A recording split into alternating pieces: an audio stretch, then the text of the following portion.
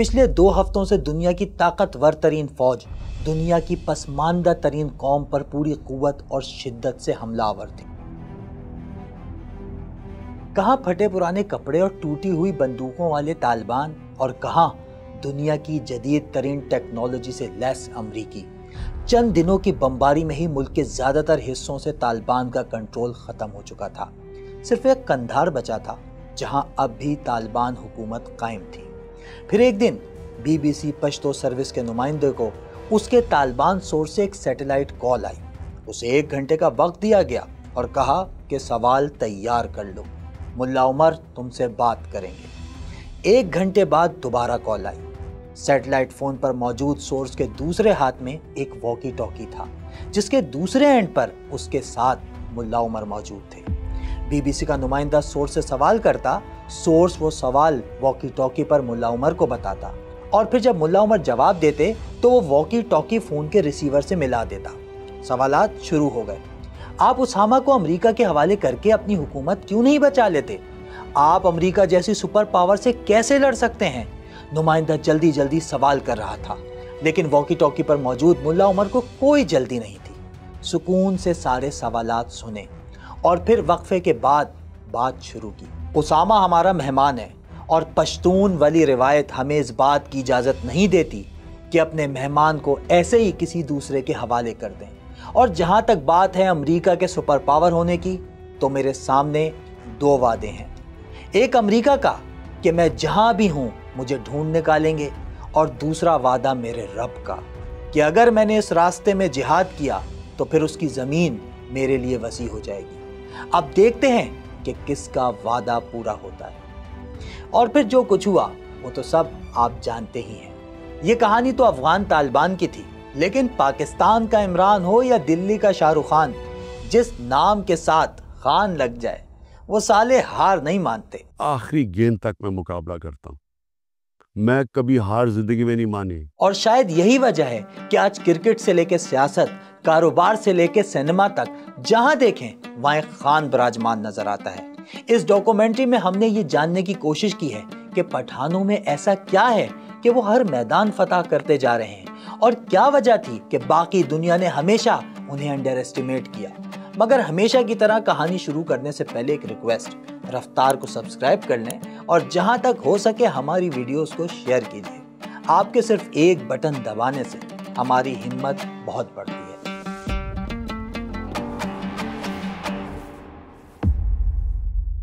ایک زمانہ تھا ان کا مذاق اڑایا جاتا تھا، انہیں بے وقوف اور کم عقل سمجھا جاتا تھا، ان کے لیے اپنی پہچان کرانا مشکل تھا۔ جہاں ان کا ذکر آتا وہاں کے گندے جوکس شروع ہو جاتے۔ لیکن اب پاکستان کی سیاست، کھیل، کاروبار، انٹرٹینمنٹ، یہاں تک کہ عسکریت پسندی سے لے کر اسمگلنگ تک ہر جگہ ان کا سکہ چل رہا ہے۔ ووٹ ڈالنے جائیں تو خان، رکشے میں بیٹھیں تو خان، بازار میں کپڑے سے لے کر قالین تک سب کچھ بیچنے والا خان، رستے میں پھل لینا ہو تو خان، کہیں چپل ٹوٹ جائے تو موچی بھی خان، گاڑی کے ڈیلر سے لے کر خریدار بھی خان، اور بس کنڈکٹر سے لے کر ڈرائیور اور پھر اس کا اونر بھی خان، کرکٹ میں خان، اسکواش میں خان، چوکیدار بھی خان اور سپاہ سالار بھی خان، فریج، اے سی اور گاڑیاں بھی خان، سڑک توڑنے سے لے کر گھر بنانے تک خان، سوشل میڈیا پر بھی خان اور سڑکوں پر بھی خان۔ لیکن کہاں سے آئے ہیں یہ خان اور کیسے کر لیتے ہیں یہ اتنے سارے کام؟ اللہ نے 2 قومیں پیدا کی ہیں، ایک انسان بنائے ہیں اور ایک پٹھان بنائے ہیں۔ اب کس کی طرف ہے؟ بول دیں، کوئی بات نہیں، بالکل کہہ دیں۔ ابھی ایک فلم آئی ہے، اس کی طرف ہے، بتائیں تو بھائی۔ میں پٹھان کی طرف۔ ہم لوگ دماغ سے کریک، ہم اپنا دماغ سے سوچتے ہیں یہ کام کرنا ہے، پھر ہم ہٹتے نہیں ہے اس کام سے، ہم نے کرنا ہے تو کرنا ہے۔ آپ نے ان کو ایک کام دے دیا، مشین کی طرح وہی کرے گا۔ پٹھان کو آپ کوئی بھی کام دو گے اس نے کام کرنا ہے۔ صبح کا ٹائم فکس ہے، بند کرنے کا ٹائم فکس نہیں ہے۔ سب سے پہلے سمجھ لیتے ہیں کہ یہ پشتون، پختون یا پٹھان ہے کون اور کہاں سے آئے ہیں۔ CIA ڈاکومنٹس کے مطابق پشتون 6 کروڑ آبادی کی ایک قوم کا نام ہے جس کی زبان پشتو ہے اور رہائش بنیادی طور پر پاکستان اور افغانستان میں ہے۔ ویسے تو پشتون قوم 300 سے 400 مختلف قبائل میں بٹی ہوئی ہے، جن میں درانی، غلزئی، یوسف زئی، محسود، وزیر اور آفریدی سب سے بڑے ہیں۔ لیکن پاکستان کی سب سے اہم شخصیت عمران خان کا تعلق ان میں سے کسی بھی قبیلے سے نہیں۔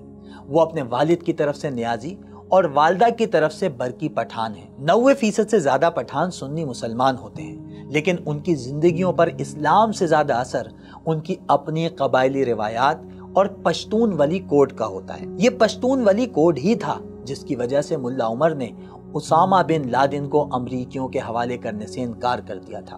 اس بارے میں آگے چل کر اور بھی تفصیل سے بات کریں گے، لیکن ابھی سب سے اہم سوال یہ آئے کہاں سے ہیں؟ کسی نے بولا یہ بنی اسرائیل ہیں، کسی نے بولا یہ یونانی ہیں، کسی نے بولا یہ آرینز ہیں، کسی نے بولا نہیں یہ یہاں کے رہنے والے لوگ ہیں۔ تو یہاں پر جو بہترین جو نظریہ ہے وہ میں بھی اسی کے ساتھ جا رہا ہوں کہ یہ اسی ایریا کے رہنے والے لوگ ہیں۔ بہادر شاہ ظفر کی کتاب پشتون اپنی نسل کے آئینے میں وہ ان کا بھی کہہ رہی ہے کہ وہ اسی ایریا کے رہنے والے لوگ ہیں، یہ کہیں سے آئے گئے نہیں، ہاں یہاں سے نسلیں جو ہے وہ یہاں سے گئی ہیں۔ آپ انہیں پٹھان کہیں یا خان، پختون یا افغان، یہ کوئی الگ نہیں بلکہ ایک سکے کے کئی رخ ہیں۔ پشتو زبان کے دو لہجے ہیں، پشاوری اور قندھاری۔ پشاوری میں پختون تو قندھاری میں پشتون۔ انہیں پٹھان کا لقب ہندوستان سے ملا۔ خان کا لفظ ترک اور منگول سے آیا جو حکمران کے لیے استعمال ہوتا تھا۔ پشتون اور مغل لیڈرز نے لفظ خان کو ایک فخر اور اعزاز کے طور پر استعمال کیا۔ یہ لفظ طاقت اور پریسٹیج کی علامت بنتا چلا گیا، کئی خاندانوں کا سرنیم بن گیا۔ انگریز کسی کام سے خوش ہوتے تو اسے خان بہادر کا لقب دیتے۔ پاکستان اور افغانستان میں بسنے والی قوم افغان، پشتون، پختون اور پٹھان جیسے ناموں سے یاد کیا جاتا ہے۔ اب یہ ہے کون؟ اور پھر ان میں ایک لفظ ہوتا ہے جو اکثر پشتونوں کے بارے میں کہا جاتا ہے، جو نان پشتون بھی ہے اور جو مقامی پشتون بھی ہے، وہ ان کو خان کہتے ہیں۔ اب خان کیا ہے؟ خان کیا افغان یا پشتون کی طرح ایک لفظ ہے؟ بالکل نہیں۔ خان تو ایک ٹائٹل ہے، ایک جس کو آپ کہتے ہیں کہ جس طرح پنجاب میں چودھری اور سندھ میں وڈیرے ہوتے ہیں، اسی طرح پشتونوں میں جو علاقے کے سربراہ یا قبیلوں کے سربراہان ہیں، وہ جس طرح ملک ہوتے ہیں تو وہ ان کو اکثر خان کہا جاتا ہے۔ دوسرا یہ ہے کہ پشتونوں نے وقت کے ساتھ ساتھ خان جو ہے وہ اپنے نام کے ساتھ لگانا شروع کر دیا ہے۔ آپ جانتے ہیں پشتونوں کا سب سے بڑا شہر کون سا ہے؟ جی ہاں، کراچی ہی ہے پشتونوں کا سب سے بڑا شہر، جہاں تقریباً 50 لاکھ پشتون آباد ہیں۔ قائد آباد ہو، اتحاد ٹاؤن ہو یا سراب کوٹ، انہیں سلام کی بغیر آپ کراچی میں انٹری نہیں دے سکتے۔ لیکن اگر میں آپ سے پوچھوں کہ کراچی میں سب سے زیادہ کاروبار کون کرتا ہے تو آپ فوراً کہیں گے کہ میمن بھائی۔ ذرا ٹھہریے اور اب غور کیجئے، کیا واقعی میمن ہے جو سب سے زیادہ کاروبار کر رہے ہیں؟ ہر محلے میں ایک دکان ہوتی ہے، ایک ایسی دکان جہاں سب کچھ ملتا ہے، پلاسٹک کی تھیلیوں سے لے کر لوہے کی کیلوں تک۔ کس کی ہوتی ہے وہ دکان؟ چائے پراٹھے تو کھاتے ہی ہوں گے۔ کراچی کے لونڈے چائے کے ان ہوٹلوں کو پی سی بولتے ہیں۔ جانتے ہیں کیوں؟ پٹھان کانٹیننٹل، جہاں 24 میں سے 25 گھنٹے آپ کو گرم چائے اور پراٹھا ملتا ہے۔ ٹرانسپورٹ سے لے کر کچرا اٹھانے اور پارکنگ کے ٹھیکوں سے لے کر موچی اور ہارڈ ویئرز کی دکانوں تک ہر جگہ پٹھانوں کا راج ہے۔ امی جان کہتی تھی کوئی دھندا چھوٹا نہیں ہوتا، لیکن ایک ایسا بزنس ہے جو شاید دنیا میں کراچی سے اچھا کہیں نہیں ہوتا۔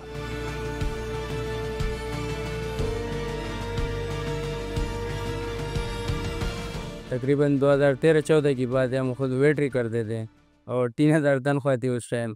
تو یار دوستوں سے پیسے اکٹھے کیے، تقریباً اس ٹائم 10-12 لاکھ کا یہ سیٹ اپ ہم نے سٹارٹ کیا تھا۔ 2013-14 کی بات ہے۔ تو الحمدللہ پہلے مہینے سے اللہ پاک نے بس کام کا تو تجربہ ہمیں تھا، اور ہمارے گھر تھا، ہم نے کہا چلو اللہ نہ کرے اگر نقصان ہوتے تو پھر اسی کو بیچ دیں گے، 3-4 مہینے تو نکال لیں گے، 5 مہینے۔ اپنا کام تو بہت سے لوگ کرتے ہیں، لیکن پھر کیا وجہ ہے کہ پٹھان ہی اتنے کامیاب ہیں؟ کیا ہم کوئی غلام ہیں کہ جو آپ کہیں گے ہم کر لیں؟ یہ دوسروں قوموں سے مختلف اس لیے کہ یہ ڈیڈیکیٹڈ ہوتے ہیں ہر کام سے، ٹھیک ہے۔ ان میں وہ جو منافقت یا جو سیاست یا جو چل بازی ہے نا، وہ ان میں نہیں ہوتی۔ آپ نے ان کو ایک کام دے دیا، مشین کی طرح وہی کرے گا۔ آپ نے اس کو بول دیجیے آپ کی چوکیداری ہے، فرض کیا یہ کھڑا رہے گا، اگر 12 گھنٹے کے تو ادھر ہی کھڑا رہے گا، ایسا نہیں کرے گا کہ کبھی ادھر کام چوری نہیں. اگر آپ اس کو وزن کا کام کریں گے وزن کرے گا، اس کو اسکل کا کام دیں گے اسکل کریں گے. اگر ان کو آپ کسی بھی ہنر کا کسی بھی کام کا وہ دیں گے تو یہ اپنی محنت کی وجہ سے. اصل میں ہم زیادہ تر لوگ جو ہے محنت سے جی چوراتے ہیں، لیکن یہ محنت سے جی نہیں چوراتے. اگر دکان اس کو حوالے کیا تو پورے کوئی آئے یا نہ آئے یہ دکان میں بیٹھا رہے گا. اس کو اگر کسی بھی کام میں تو وہ کام دلچسپی سے کرے گا، اس کا کام سے غرض ہے. اور جب آپ کام کو وقت دو گے تو کام بھی آپ کو صرف وقت نہیں وقت بھی دے گا، عزت بھی دے گا، احترام بھی دے گا. یہی راز تو بالی ووڈ کے پٹھان نے بھی بتایا تھا کہ نچلا بیٹھنا تو اس کے نصیب میں ہی نہیں، جو سوچتا وہ کر گزرتا. بار بار ریجیکٹ ہونے کے بعد بھی اس نے آخر کار بالی ووڈ کا بادشاہ بن کر ہی دم لیا. میں بیٹھ نہیں سکتا، سوچ نہیں سکتا، میں دھیرے نہیں ہے مجھے بالکل بھی وہ نہیں ہے، چین نہیں ہے. ایک لڑکا جو 20 سال پہلے گوتم نگر کی سڑکوں سے یہاں پر آیا، جسے لگتا ہی نہیں تھا فلموں میں کام کر سکتا، جس کے بال خراب تھے، شکل خراب تھی، کچھ کو پتہ نہیں تھا ہیرو بنے گا نیگیٹو بنے گا، وہ آج دیش کی اتنی امپورٹنٹ فلم بنا سکتا ہے. نسل در نسل یہ قوم رسک لینے سے نہیں گھبراتی. انہیں خود پر بھروسہ جو ہوتا ہے، اگر نقصان ہو بھی جائے تو یہ مطمئن ہو کر دوسرا کام شروع کر دیتے ہیں.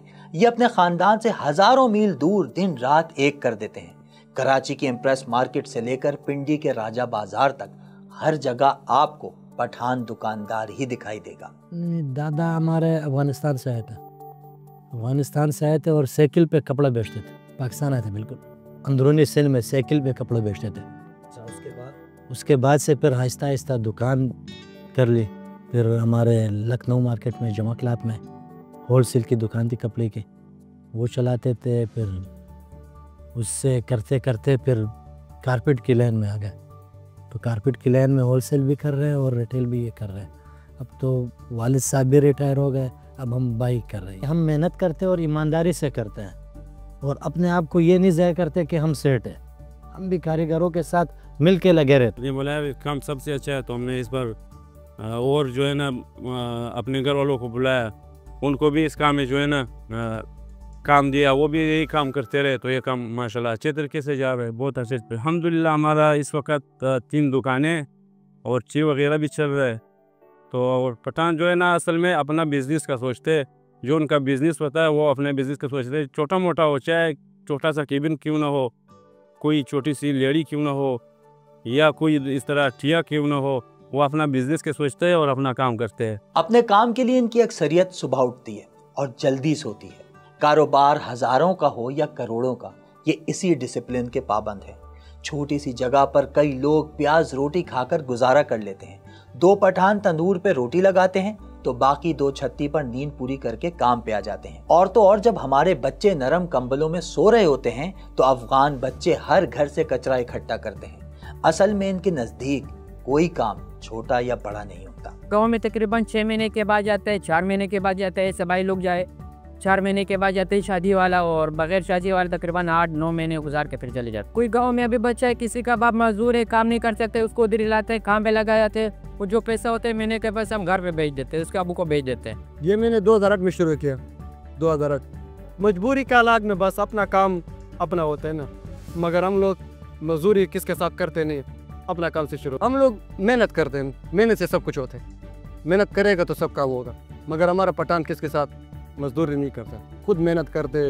باقی وہ دیہڑی ہوئے، کوئی چیز بھی ہو، ٹیکا ہوئے، مزدوری اپنا کرتا ہے. الحمدللہ ہمارا وہ 4 بھائی کراچی میں صرف مونگ پھلی کا کام کرتے ہیں. انشاءاللہ اچھا کام دکان لگاؤں گا اپنا ڈرائی فروٹ کا. مونگ پھلی ہی نہیں، آپ کوئی بھی کاروبار کرنا چاہتے ہیں تو کسی پٹھان سے سیکھیں. انٹرپرینیورشپ سمجھنا ہو تو پٹھان کو دیکھیں.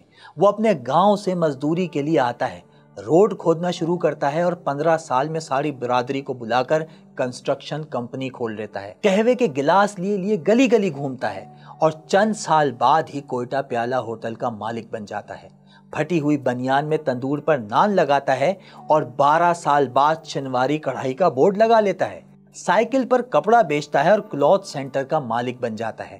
یہ اپنے علاقے کے علاوہ کوئی بھی کام کسی بھی علاقے میں آسانی سے کر سکتا ہے. ایک مسئلہ ہے کہ جو یہ اپنے علاقے میں اپنے جو پشتون اپنی سرزمین ہے جہاں پہ ان کی جس طرح میں نے بتایا تھا کہ افغانستان ہے، پاکستان میں یہ جو خیبر پختونخوا اور بلوچستان کا علاقہ ہے، تو یہاں پہ اپنی مطلب جو آبائی علاقے ہیں وہاں پہ ان کو شرم محسوس ہوتی ہے کچھ کام کرنے میں، لیکن کراچی میں جا کے وہ کرتے ہیں، سندھ میں جا کے، پنجاب میں یا ملک سے باہر جا کے وہ سخت سے سخت کام کرتے ہیں۔ ہم جو ہے نا والد صاحب سے یہاں 1982 میں آئے تھے، اور یہی گاڑی ہمارا جو ہے نا والد کے دور سے یہ گاڑی چل رہی ہے۔ والد جو ہے نا ابھی ہمارے حیات نہیں ہے، انتقال ہو گئے۔ میں اپنی گاڑیوں پہ بھی ایسے چلا ہوں جیسے کنڈکٹری کر رہا ہوں، ڈرائیور کوئی دوسری پنجابی یا دوسرا بندہ بلوچ ڈرائیور اکثر ہوتے، تو یہ مجھے وہی کنڈکٹر جیسا مارتے بھی تھے، سکھاتے تھے کہ ایسا یہ حساب نہیں ہوتا ہے کہ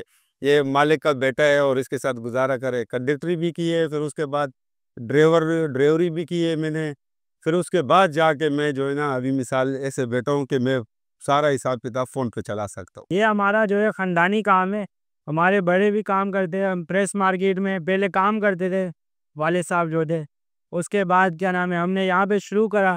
ابھی ماشاءاللہ یہ ہماری اپنی دکان ہے ماشاءاللہ ڈرائی فروٹ، تقریباً 7-8 سال پہلے سے کام کر رہے ہیں ہم لوگ، لیکن یہ جو ابھی اپنا کام جو شروع کیا ہے ابھی تقریباً 2 سال ہوئے۔ میرا والد صاحب ہے، میرا بھائی ہے اور 2 چھوٹے بھائی ہیں، وہ بھی اسی کام میں لگے ہوئے۔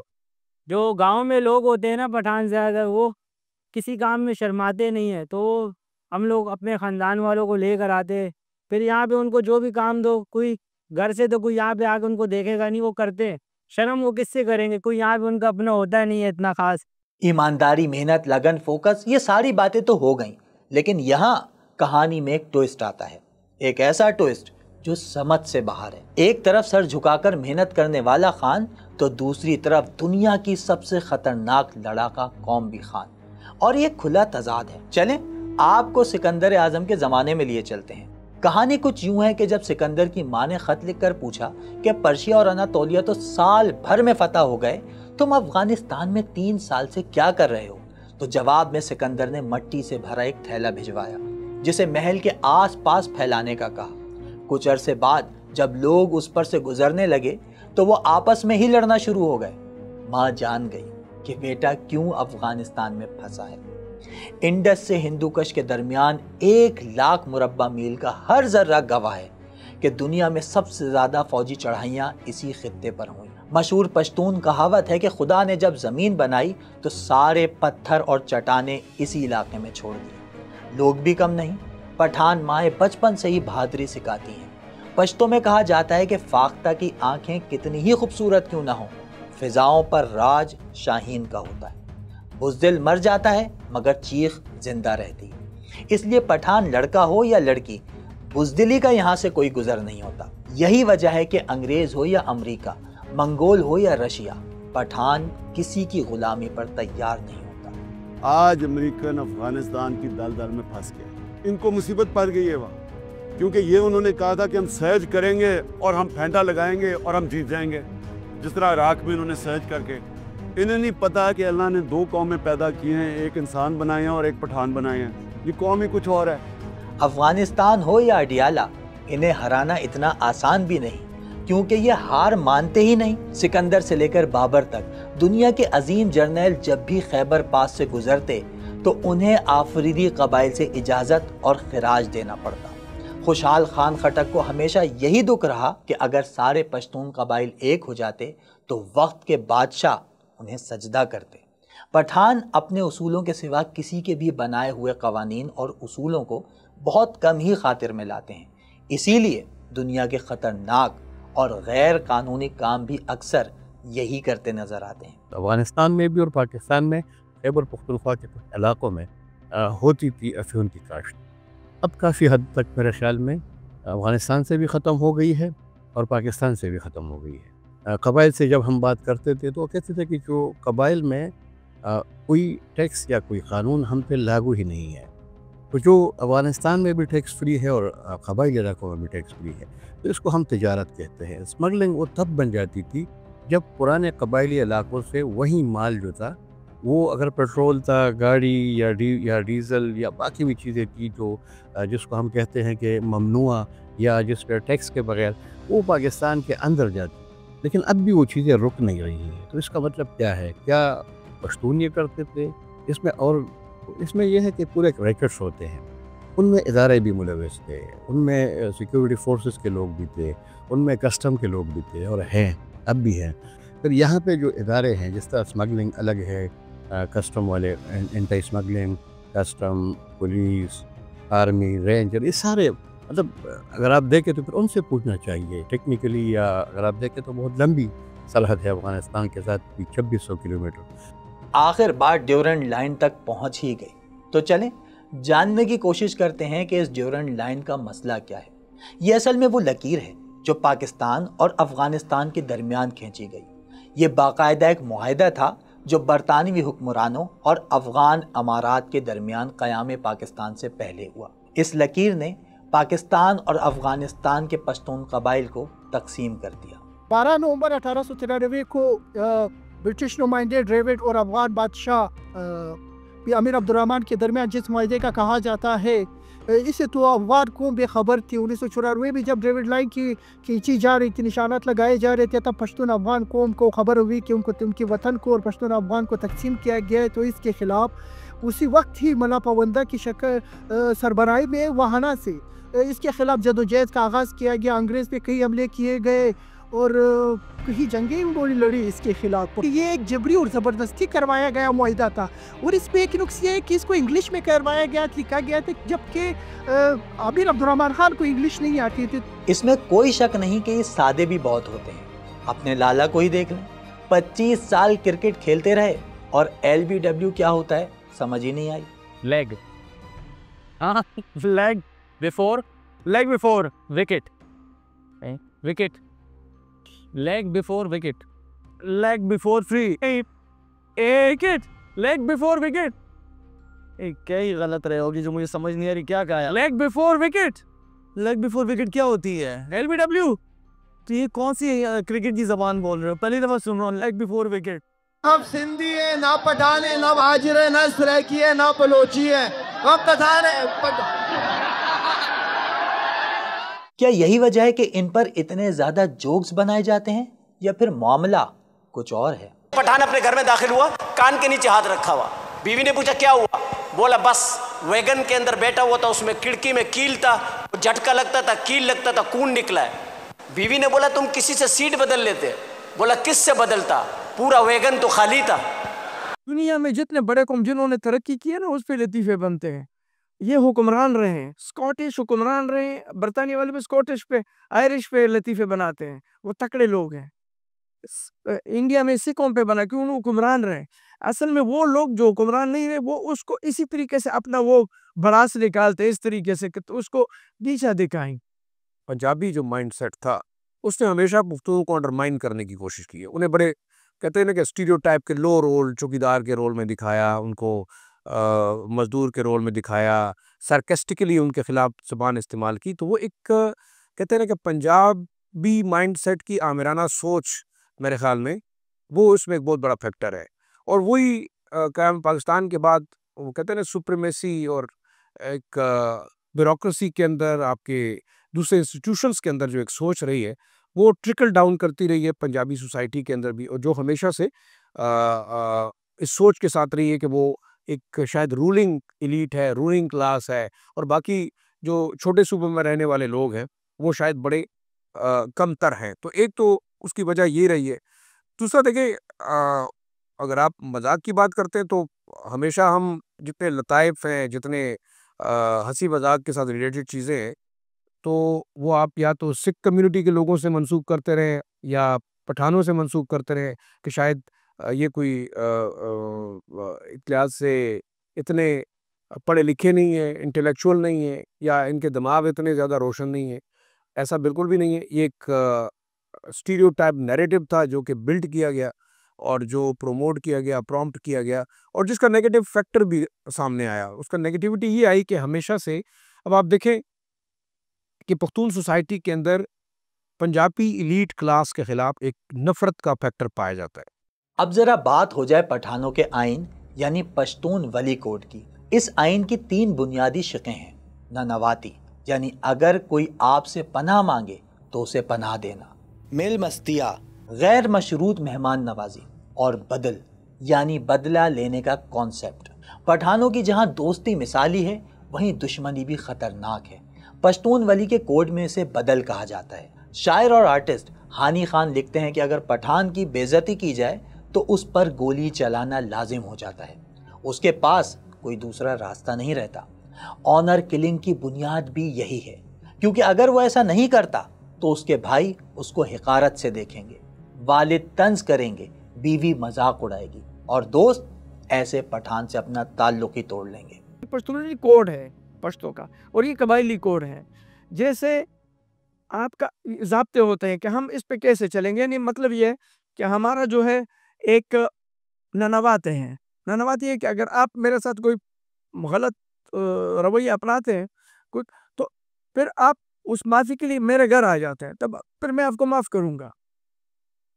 اسی طرح بدلہ ہے، اسی طرح ہمارا حجرہ ہے، اسی طرح ہمارا عشر ہے، جو ابھی بھی وہ لوگ اکٹھے ہو جاتے لوگ وہ سب کام کرتے ہیں۔ یہ بہت سارے چیز جو ہے ہمارے اسی طرح روایات ہیں، اس کو ہم پختون ولی کہتے ہیں۔ قانون کے ساتھ ساتھ اس کو اسی راستے پہ یہ مسئلے بڑے بڑے قتل کے اور اس کے وہ جو ہے وہ ہم اسی طرح شادی بیاہ کے وہ ہمارے اپنے رسومات جس کو ہم پشتون ولی کہتے ہیں۔ یہی روایات اور جغرافیہ پشتون علاقوں میں وار اینڈ ٹیرر کا سبب بنا۔ جو ریمبو 3 میں ہیرو تھے اب امریکہ کے سب سے بڑے ولن بن گئے۔ اس طویل جنگ نے جہاں انہیں دربدر کیا، پتھر کے زمانے میں دھکیلا، وہیں پشتون نیشنلزم بھی جڑیں پکڑتا چلا گیا۔ دہشت گردی کے ٹریننگ کیمپس بنے، آرم ریزسٹنس شروع ہوئی اور پھر طالبان اور پشتون تحفظ موومنٹ جیسی تحریکوں نے جنم لیا۔ پچھلے ہم دیکھ سکتے ہیں 4-5 دہائیوں میں اس خطے کے اندر جس طریقے سے پشتون ایک ایسی جنگ کے اندر ان کو جھونکا گیا جو شاید ان کی اپنی جنگ ہمیشہ سے نہیں رہی، وہ انٹرنیشنل پراکسیز کی جنگ تھی، اس میں اب کوئی دوسری رائے نہیں ہے۔ باقاعدہ نبراسکا یونیورسٹی میں اس خطے کے اندر ایک پلان کیا گیا کہ آپ کس طریقے سے جو ہے وہ کاؤنٹر کریں گے۔ ایک تو پشتونوں کی اپنی جو کوڈ آف کنڈکٹ ہے جس کو پشتون ولی کہتے ہیں، اور جس کے اندر ہم کہہ سکتے ہیں کہ ان کی اپنی بہادری، پھر یا ان کے جو ٹریڈیشنل نارمز، کلچر، ان تمام کو یوٹیلائز کیا گیا کہ اس قوم کو جو ہے وہ اس طاقت کو روکنے کے لیے استعمال کیا گیا۔ پھر دوسرا جو بڑا فیکٹر تھا وہ تھا مذہبی فیکٹر، کیونکہ نبراسکا یونیورسٹی کے اندر جو پلان ہوا اس خطے کی ریڈیکلائزیشن کا، اور یہاں مدارس میں جو کریکولم پڑھایا گیا اس میں ایک ایکسٹریمسٹ اور ریڈیکلائزڈ اسلام جو ہے وہ ان بچوں کو پڑھایا گیا، کہ جہاں آپ کا جہاد اور جنگ اور یہ تمام چیزیں ایسی تھی جو کہ وائلنٹ اسلام کی انہوں نے ایک تشریح کروائی، جو نصاب کے اندر بھی بچوں کو جو پڑھایا گیا کہ جناب 1 گولی جمع 4 گولیاں، تو کلاشنکوف کی یہ کتنی گولیاں بنی؟ 5 گولیاں بنی۔ اور جیسے کہ اب کہا گیا کہ مجاہدین نے جو ہے وہ روسی یا جو کافر فوج ہے اس کے اوپر حملہ کیا، 100 فوجی مار دیے، اور وہ 500 کی تعداد تھی، تو باقیہ کتنے فوجی بچے؟ تو یہ وہ کریکولم تھا جو کہ یہاں پہ پشتون اسکولوں اور مدارس کے اندر پڑھایا گیا۔ رشیا اور امریکہ کا جب جنگ تھا تو اس کو تو جہاد کا نام دیا گیا، جبکہ ہمارے لیڈران اس وقت ولی خان اور یہ بولتے تھے کہ یہ 2 بڑی قوتوں کا جنگ ہے، لیکن نہیں، ہمارے مدارس اور ساری دنیا کے پیسے وہ ادھر آئے، ان کو مجاہدین بنایا، بولتے تھے بڑے غیور لوگ ہیں مجاہدین اور یہ وہ فلاں، اور وہی مجاہدین جب کام نکل گیا پھر اس کو بولے دہشت گرد ہے۔ اب پتہ نہیں، اب یا تو وہ مجاہدین نہیں تھے یا پھر یہ اب مجاہدین ہیں، یا پھر وہ اس وقت بھی دہشت گرد تھے یا پھر یہ مجاہدین ہیں۔ اب یہ تو طے کرنا ہوگا نا، کوئی بھی ہو اس کو استعمال کر کے لے آتے ہیں، بعد میں چھوڑ دیتے ہیں، پھر بولتے جو بھی نام دے دیا اس کو، جاہل، گنوار، بے وقوف، کچھ بھی دے دیا دہشت گرد، وہ سب ان پہ پھر فٹ آ جاتے ہیں۔ اتنے چیلنجز کے باوجود بھی پشتون اسپرٹ آج پوری دنیا کے سامنے ہے۔ کابل سے لندن اور پشاور سے نیو یارک تک پٹھان کامیابیوں کے جھنڈے گاڑ رہے ہیں۔ اب ان کی پہچان تورا بورا کی پہاڑیاں نہیں، بلکہ وہ ہر شہر میں اپنی داستان لکھ رہے ہیں۔ وہ طاقت جو کل میدان جنگ میں تھی آج ہر فیلڈ میں اپنا رنگ دکھا رہی ہے۔ پشتون کاروبار میں نئے راستے بنا رہے ہیں، کھیل اور سیاست میں اونچا مقام حاصل کر رہے ہیں، اور یہ تو صرف شروعات ہے۔